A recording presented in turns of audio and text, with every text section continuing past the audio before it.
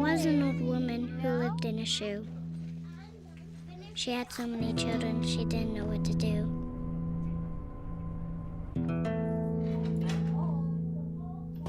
She gave them some broth without any bread and kissed them all soundly and put them to bed. Hunger is a story we can end. End it at feedingamerica.org.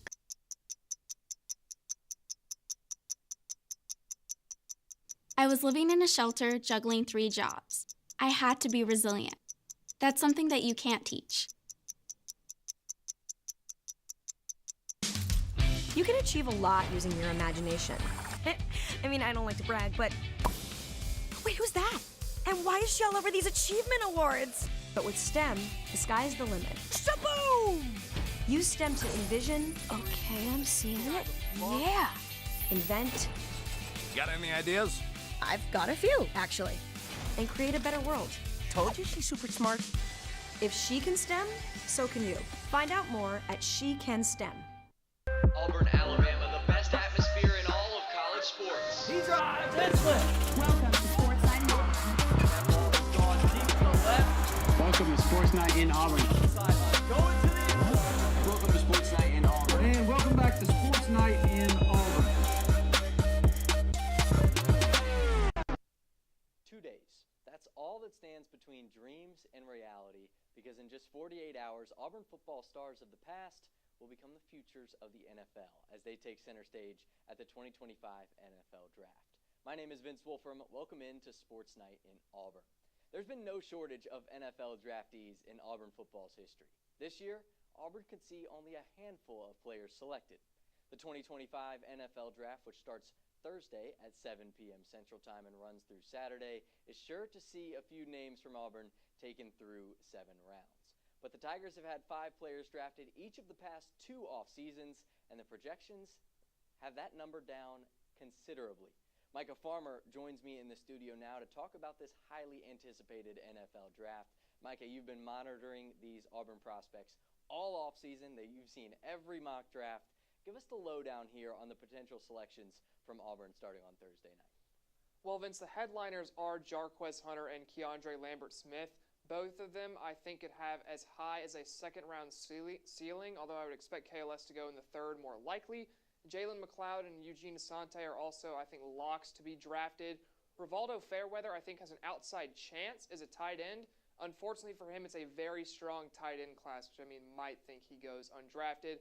And then Auburn quarterback Peyton Thorne, I've seen him pop up in some mock drafts, but I would be surprised if he makes it in, even in a down QB class. I don't think it's quite there for Thorne. But Jarquez is definitely the headliner for this Auburn class, which is even more impressive in how stacked this running back class is this year. Yeah, a lot of Auburn legends hoping to make their names known on the next level. Micah, my favorite part of the NFL Draft is seeing who can produce come the fall and with the start of the new NFL season. Who is one Auburn prospect that you think could surprise some people if they're given the opportunity to play on one of these 32 NFL teams?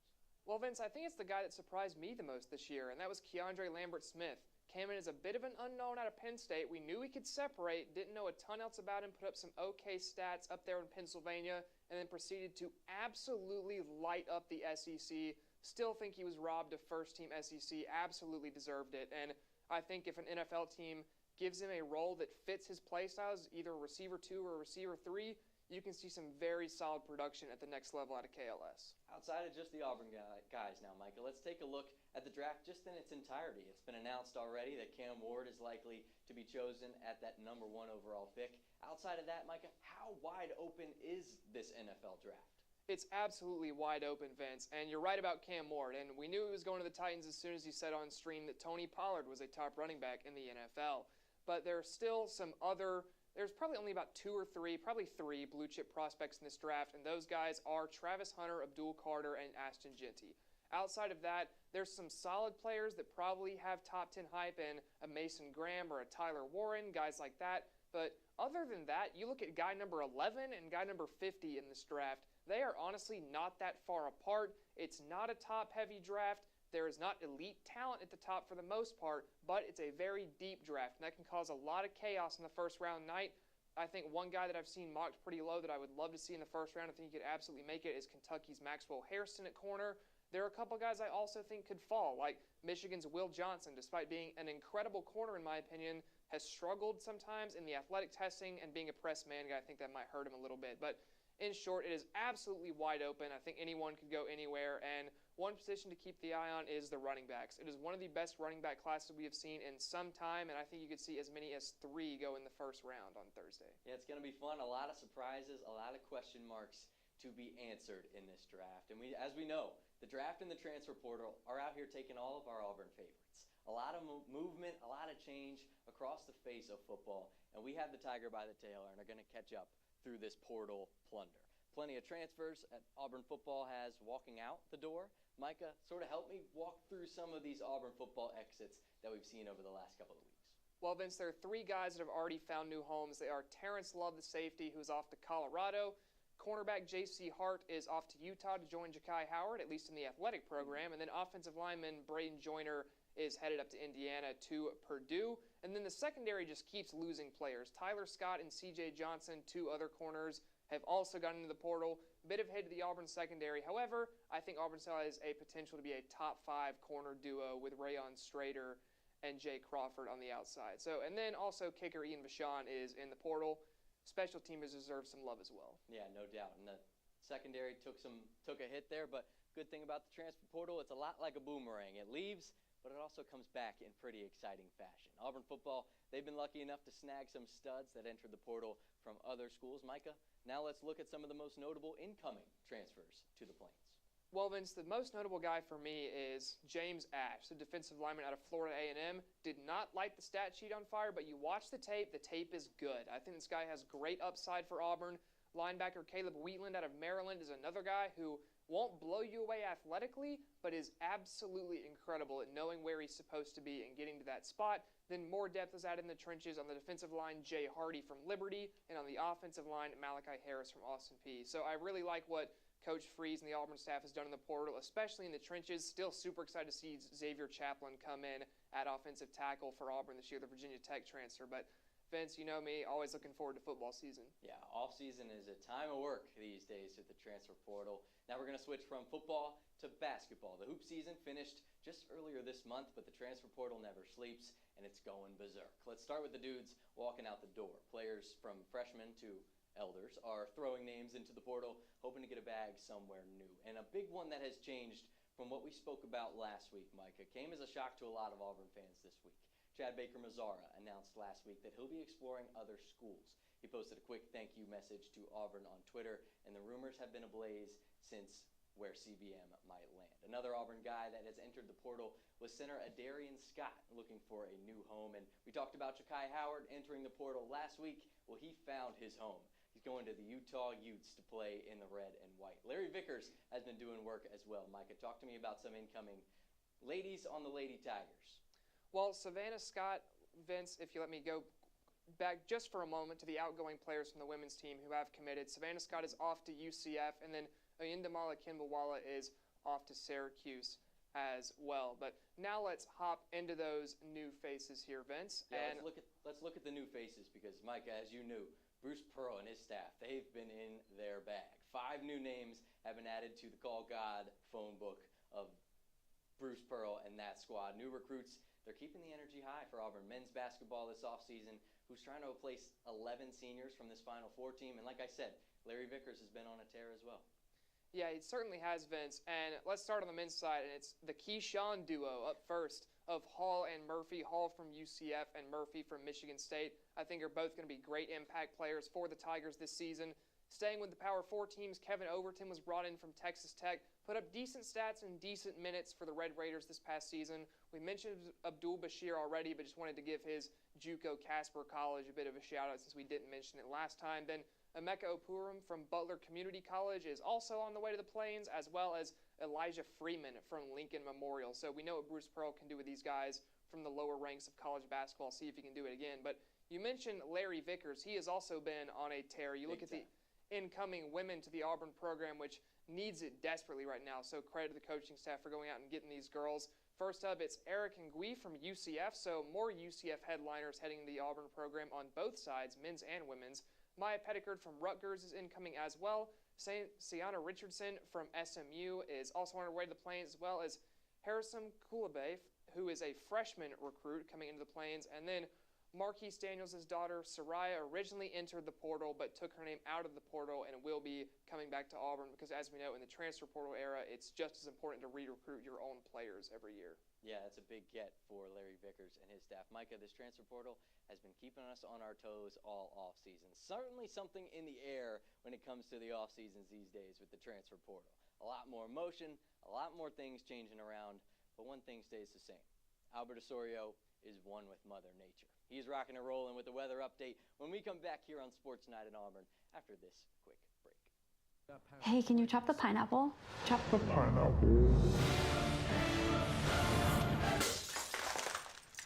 Nope, I'm high. How about I wash off the grapes? Yes. Okay. You're already making good decisions when you're high. I want tacos. Will you drive? I'm a little toasty.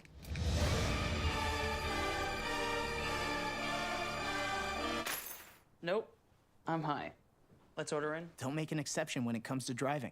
If you feel different, you drive different. See on page 4 that the projections need to be tornado next Thursday? Seriously? Thursday?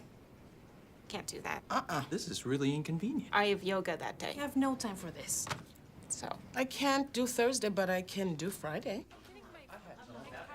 Disasters don't plan ahead. You can. Talk to your loved ones about how you're going to be ready in an emergency. Don't wait. Communicate. I want to eat apples and bananas. I need to eat apples and bananas. Why can't I eat apples and bananas? Support the Feeding America nationwide network of food banks to help provide meals to those in need. Join us at feedingamerica.org.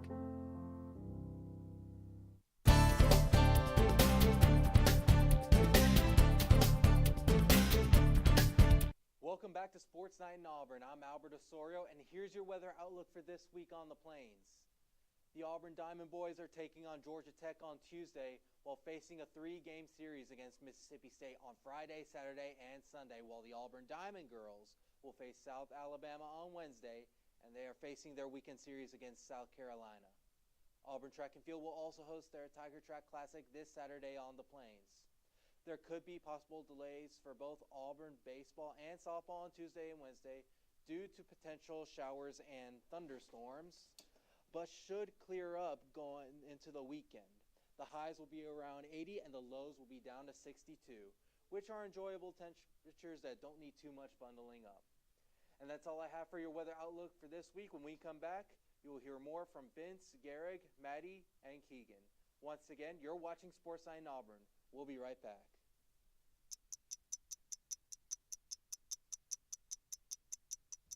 My parents weren't fluent in English, so in school, I had to be independent and take initiative. And that's how I handle every project I get. Hey, Kevin, you thinking about retirement? I'd love to, but I'm pretty busy with all this. Yeah. Hey, let's meet our retirement coach, Avo. A is for taking action. Not anxiety? No, Kevin, you're gonna be fine. You sing? Barely. V is for variety. And you dance? Sort of. Come on. O is for optimize your savings. Let Avo lead the way. Visit aceyourretirement.org today. Nice.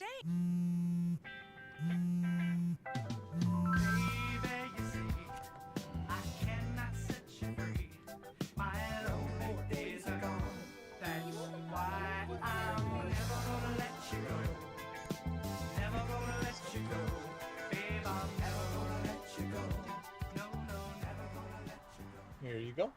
Thank you. Thank you.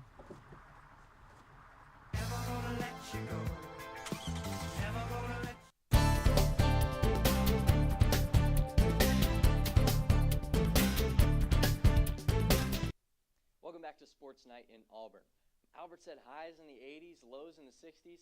Sounds like a win in my book. I know me and my guy Keegan Miller, we're going to be at these games this weekend on the Plains, living it up. And Keegs, heading into last week, Auburn baseball was on a tear like we had never seen before. A full week of games against literally the best teams in baseball this week. You're here to tell us how that panned out for Butch Thompson and company. Yeah, last week was what you'd call a forgettable week for the Auburn Tigers.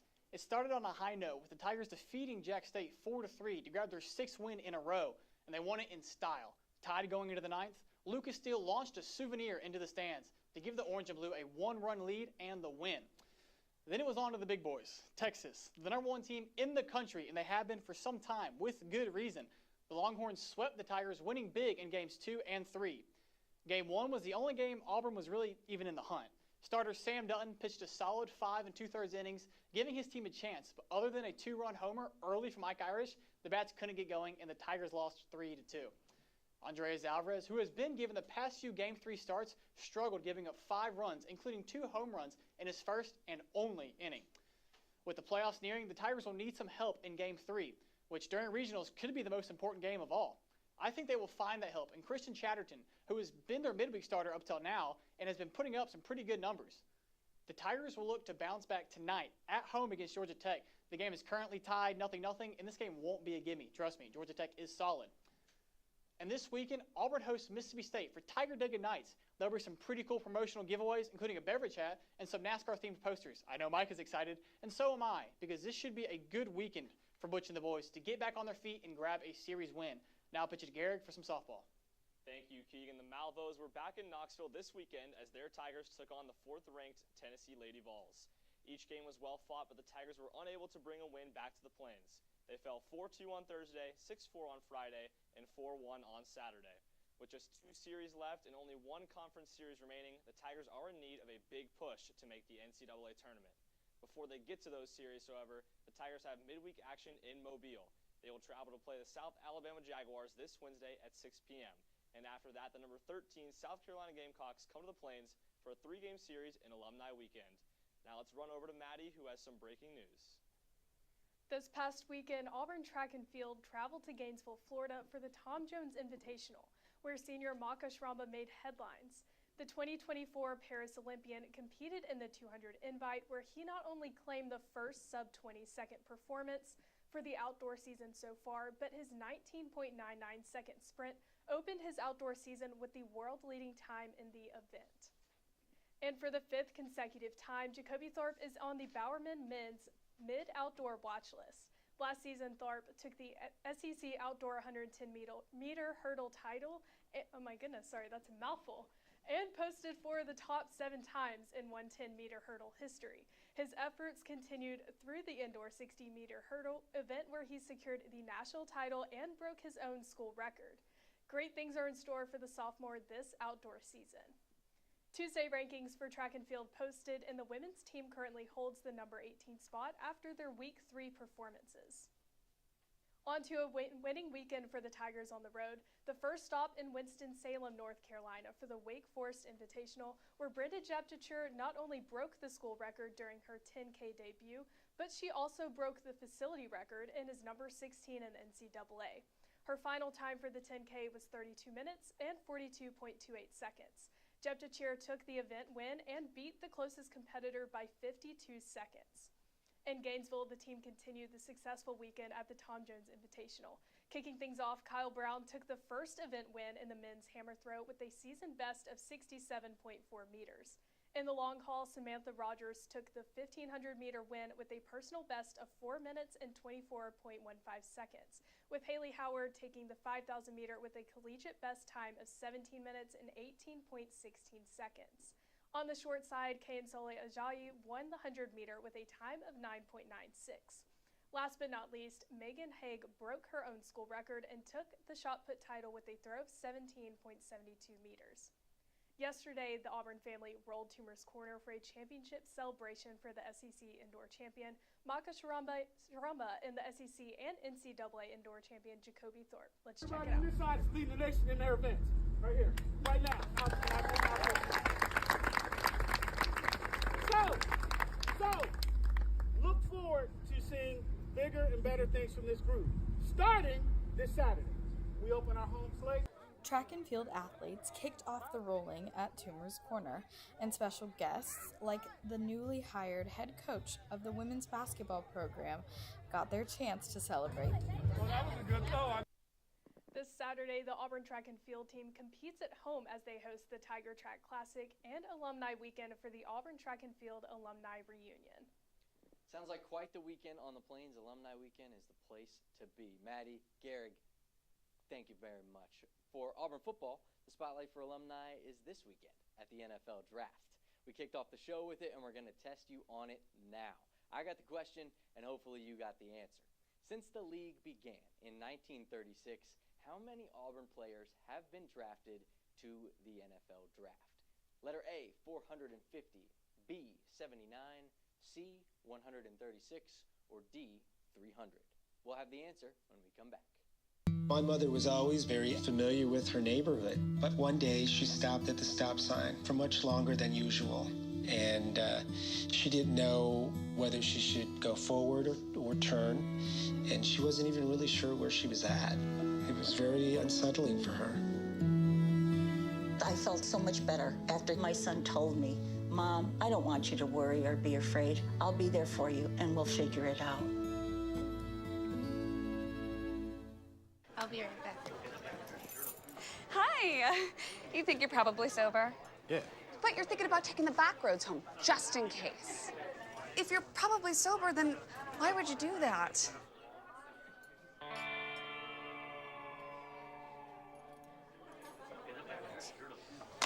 Good choice. Probably okay isn't okay. If you see a warning sign, stop and call a cab, a car, or a friend. That's a full glass of wine. I'll be chatting you later. Bye-bye. Hi. Hoping for a crisp breeze to help keep you alert. Oh, he took a sip of water too. That'll probably help. You were probably gonna turn down the radio too, so you could focus, right? Probably okay isn't okay. Right. If you see a warning sign, stop and call a cab, a car, or a friend. I think the water line is what really drove it home. I blew on him.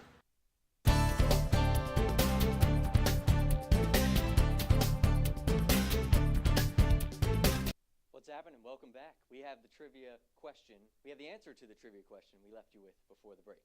Since the league began in 1936, how many Auburn players have been drafted into the NFL Draft? The smart $1 million answer is letter D, 300 players. Of those 300, plenty were first-rounders too. 32 in the first round, and 4 of them were number 1 overall picks. Cam Newton in 2011, Andre Bruce in 1988, Bo Jackson in 1986, and Tucker Frederickson in 1965. Some studs all across the board there. Whole lot of money and a whole lot of winning there too. Auburn tennis was trying to follow the same golden brick road last weekend at the SEC Championships in South Carolina. Maddie Bond is here to tell us more. The first match for men's tennis in the SEC Championships was last Thursday. The Tigers faced Kentucky in the second round. The championship run began with a secured doubles point from partners Billy Blades and Joey Phillips and Jake Kennedy and Hamza Nasruddinov. On the singles side, the Wildcats closed the lead, finding 3 points. Wins from Alex Versina, Billy Blades, and Joey Phillips sent the Tigers to the quarterfinals with a final of 4-3. In the quarterfinals, Auburn faced the number 4 ranked Texas tennis team. Auburn doubles partners found the only win of the match and secured the doubles point. However, Texas took the singles point and ended the Tigers' championship run in Columbia, South Carolina. The 2025 NCAA Championships are hosted by Baylor University, with opening rounds beginning May 2nd and May 3rd. The championships will be held at the Hurd Tennis Center in Waco, Texas. Talking more court, Garrick has the latest on the women's team. Auburn fans have been highly anticipating hosting the SEC Women's Tennis Championships at the Yarborough Tennis Center, and it did not disappoint. The Tigers opened their quest for the conference title with a big 4-2 win over number 13 Vanderbilt on Friday afternoon. After dropping the doubles point, Auburn roared back with 4 singles points to clinch the win.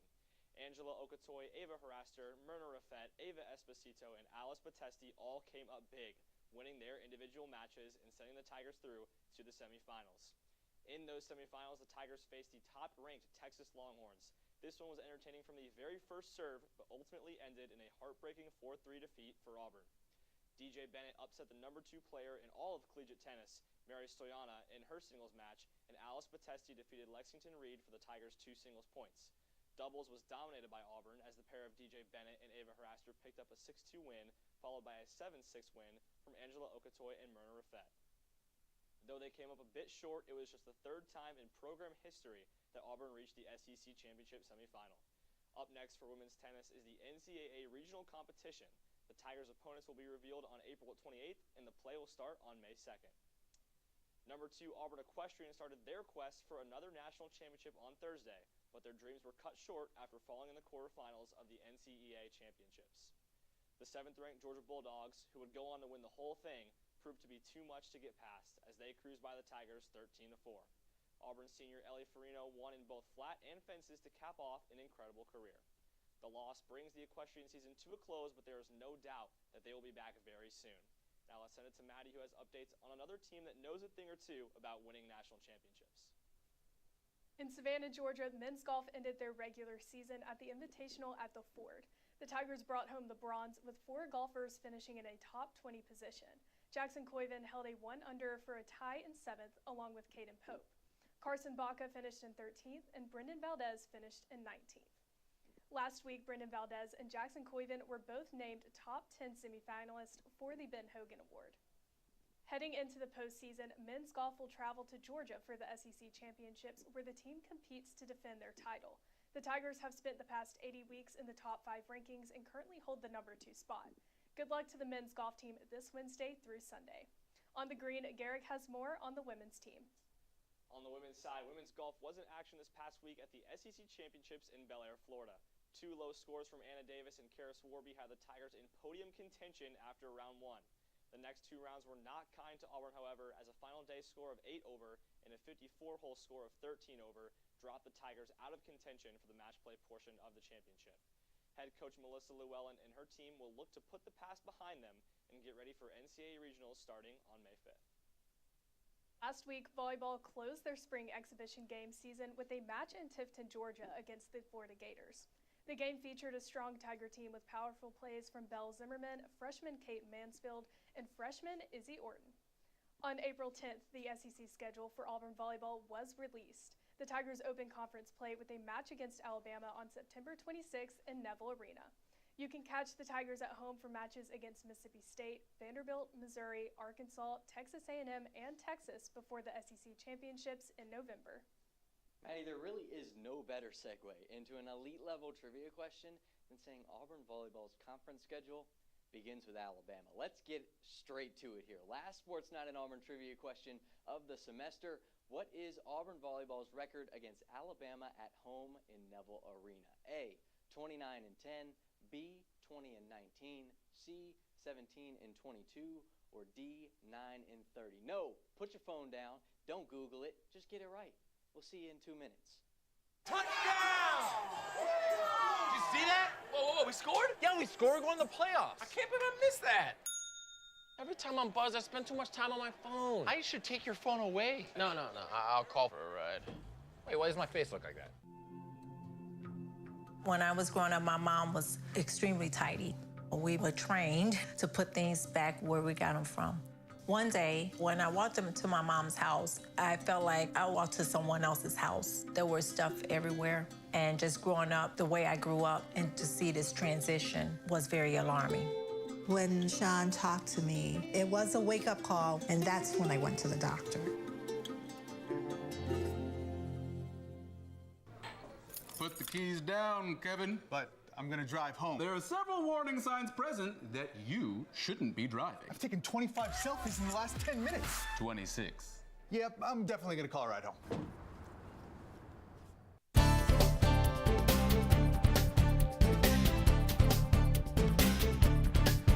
You see it, you like it, you want it, you got it. This is Sports Night in Auburn. Welcome back. Before the break, we asked, what is Auburn volleyball's record against Alabama at home in Neville Arena?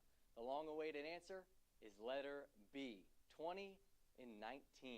I think that is as close of a record as you would have expected between these two programs. Auburn versus Alabama, always an intense one no matter the sport, and the record absolutely proves that, with Auburn proving to just be one game better. that SEC opener in women's volleyball is sure going to be a great one. This has been a great time here on Sports Night in Auburn. We've had plenty of great moments, a lot of hard work, and tons of laughs on this show. As the curtain begins to fall on another memorable season here of Sports Night in Auburn, we're going to take a moment to look back. 5 moments, each one a snapshot of the fun, the flair, and the hilariously unforgettable. Let's start with number 5, when the weather took a turn. Not outside, but in the studio. Chaz Calfhammer stepped in front of the screen, and just about everywhere else. A forecast for laughs? You bet. All right. Thanks, Vinny Fresh, the Mesh, the Man, 502 represent Trinity High School product. If you've been enjoying this warm-up, you're not alone. Making it a great afternoon. I can't do this anymore. I'm locked. I'm locked. Get out there, support the Tigers, and enjoy the warm weather while we have it. War Eagle. I had it backwards in my head. I'm sorry.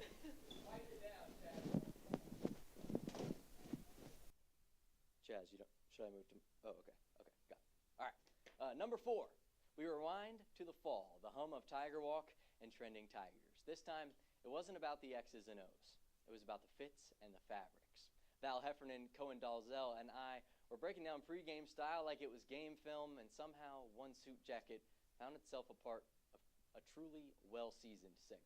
It's something that I didn't expect to see from him. You know, here on Tiger Walk, we've been seeing the classics, the navy, the grays, the whites, but this is something that I love. The pop of color really adds to the outfit, and he looks fly. Well, those are our top 5 fit checks of the week, and Eugene's is definitely my favorite. Boys, what'd y'all think about those? I was looking at it, and it does give me a little bit of a pasta look. It's got the rigatoni. Right? My guy Micah pointed out, if I'm Olive Garden and he's rigatoni, I think we'd make a pretty good team. Throw a breadstick and some salad in there, and it's over. It's over. 100%. Exactly. I love it. And that is all we have for tonight's show. At number 3, we packed our bags and took this show on the road to San Antonio, Texas. Auburn basketball in the Final Four for just the 2nd time in school history, and we were right there, live from the Alamo Dome, telling Auburn's story on the biggest stage in college basketball. Today, we're here in San Antonio at the Final Four, and I know you're like, Final Four? When we last left you, we were talking about the round of 32, and to experience this, the Final Four in San Antonio, it's quite the experience, quite the slew of games as well, so certainly one to remember. Auburn faithful, congratulations on a great season, and we're going to wrap up this episode, this basketball special episode of Sports Night in Auburn. To number 2 we go, a place where resilience met pure entertainment. A sidelined Micah Farmer was able to break down the action while leaning on crutches. Literally. Unexpected, unforgettable, and famous Jameis Winston-esque as it could get. It's a game-time decision for their game versus the Celtics. And then I also have an ankle injury, and I was not a game-time decision. We were still going to be here regardless, but on the crutches, rocking out, you see what we got going on. I got the brace under the khaki pants right now that you can't see, even though our cameraman's doing a great job panning down to that, so shout out Jack behind the camera. But that is your full injury update for this week. Now let's chuck it back on over to Vince. This is my team. My name is Vince Wolfram. This has been Sports Night in Auburn. And now Micah Farmer is going to hit his famous Jameis Winston celebration. War Eagle, word to Jameis Winston. Y'all have a great night. And at number 1, it was loud, it was chaotic, and it made no sense. But it was absolutely perfect. The boom heard round Auburn. What began as a tribute to 2 Costco guys turned into a delivery of not 1, not 2, but 5 big, unforgettable booms. Guys, I thought this episode was pretty awesome. I did too. I agree with that. I think it deserves to be rated on the boom meter. What do you guys say? The boom meter. In my opinion, 5 big booms. What do we say? Ready? 5. I think 5 big booms. Here we go. Boom! Boom! Boom! Boom! Boom! Boom! Boom! Boom! Boom! Boom! Boom! Good night and War Eagle. War Eagle. That is all the time we have for you on this episode, this season, this year of Sports Night in Auburn. Make sure to follow our Eagle Eye TV Sports Instagram and subscribe to our Eagle Eye TV YouTube page. For this amazing group, especially our seniors, I want to welcome in our producer of 41 Sports Night in Auburn episodes, JoJo Kavanaugh, first time in the studio. I want to welcome in our seniors, Maddie and Albert as well. and our entire team of seniors, juniors, sophomores, freshmen, everybody in the back room. We are so thankful for you. And signing off for the last time, my name is Vince Wolfram. It's been an absolute honor. Good night, and War Eagle. Yeah! Sam, Elmo! Oh, hey, Julia. Are you ready to play band with us? I'm gonna play my clarinet. And Elmo's gonna play his drum. Drum loud. Oh, well, you know what to do, Julia. Julia knows. With Julia's autism, loud sounds can be too much. But she still loves to make music. Play band.